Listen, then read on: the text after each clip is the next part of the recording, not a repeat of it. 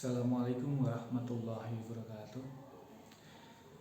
Eh, Selamat pagi. Apa kabar anak-anakku yang saya cintai? Materi kita hari ini adalah tentang kebijakan moneter dan kebijakan fiskal. Apa tahu sebenarnya kebijakan moneter itu? Ada yang tahu?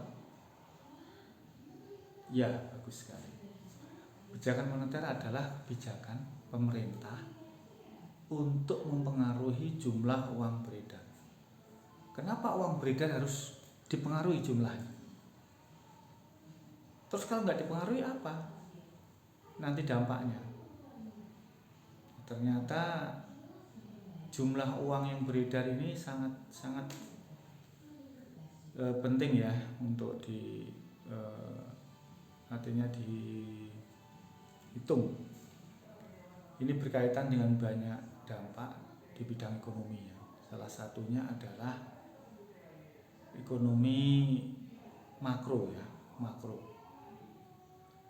makroekonomi ini berkaitan dengan hajat hidup orang banyak atau berkaitan dengan kebijakan negara. Contohnya yaitu berhubungan dengan inflasi, kemudian berhubungan dengan pengangguran, ya, ini kesempatan kerja dan sebagainya. Artinya apa? Jumlah uang yang beredar ini sangat mempengaruhi ekonomi ya di negara manapun. Terus bagaimana cara menerapkan kebijakan moneter itu? Caranya adalah, siapa yang tahu? Dengan open market policy, yaitu kebijakan pasar terbuka. Bisakah kalian definisikan apa itu artinya? Atau kalian pikirkan? Ya, kebijakan pasar terbuka adalah kebijakan untuk mempengaruhi jumlah uang yang beredar. Uang yang beredar, yaitu dengan cara mempengaruhi tingkat suku bunga di bank. Tingkat suku bunga di bank, yaitu menaikkan, biasanya salah satu yang sering dipakai oleh bank itu ya memang dari bank sentral ya, yaitu dengan menaikkan suku bunga deposito. Tujuannya apa itu? Tujuannya adalah orang-orang akan tertarik untuk mendepositokan uang di bank, sehingga uang yang beredar itu bisa dikurangi. Kemudian kebijakan apalagi? Yaitu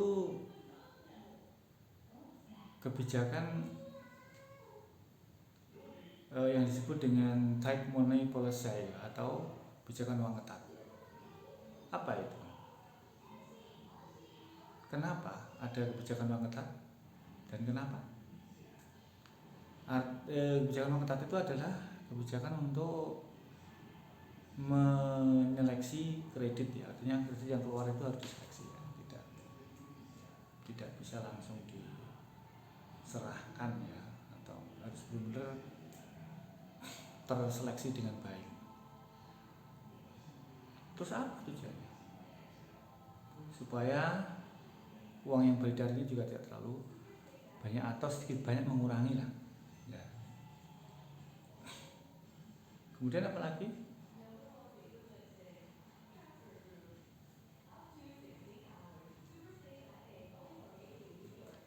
Ya, memang ada beberapa ya yang mungkin perlu dibaca lagi ya. Intinya kebijakan ini sangat sangat pengaruhi distribusi uang ya, atau uang yang beredar. Kemudian yang kedua adalah kebijakan fiskal. Kebijakan fiskalnya apa sebenarnya? Ya, kebijakan fiskal itu adalah bagus sekali ya. Kebijakan fiskal itu adalah kebijakan untuk mempengaruhi, bukan mempengaruhi, yang berhubungan dengan penerimaan dan apa? Pemasukan negara. Jadi kalau pemasukan penerimaan biasanya ini kaitannya dengan APBN. APBN. Jadi kalau kalian tahu ya APBN itu apa? Itu anggaran penerimaan, anggaran pendapatan dan belanja negara. Artinya ada uang masuk, ada uang keluar. Ya, terus hubungannya apa dengan fiskal ini? Artinya bagaimana kalian menggambarkan kebijakan fiskal ini? Ya, kebijakan fiskal ini salah satunya ya dengan itu ya,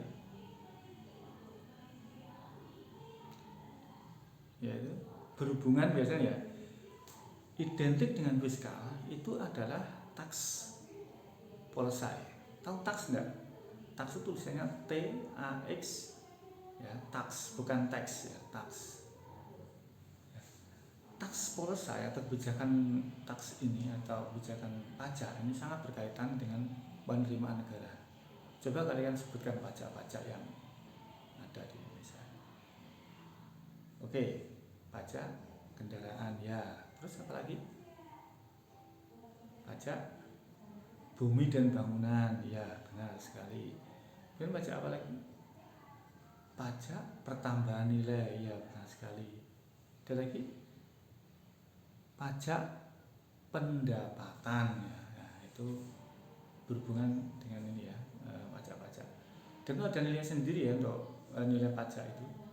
Ya ini adalah berhubungan dengan APBN. Dan kita tahu juga bahwasanya negara ini selain penerimaan itu juga harus bisa mengalokasikan anggaran yang disebut sebagai belanja negara. Lalu sudah dapat uangnya atau penerimaannya terus nggak disalurkan, ya repot. Loh, memang nggak bisa nyalurin, ya bisa. Nah, ya sudah biasanya pengajuan RAPBN, rencana anggaran pendapatan dan belanja negara itu sudah dikelola oleh maksudnya sudah diolah oleh DPRD ya, dengan pemerintah, entah itu pemerintah pusat yaitu presiden ya dengan menterinya, dengan anggota DPR RI, atau di tingkat provinsi yaitu di DPRD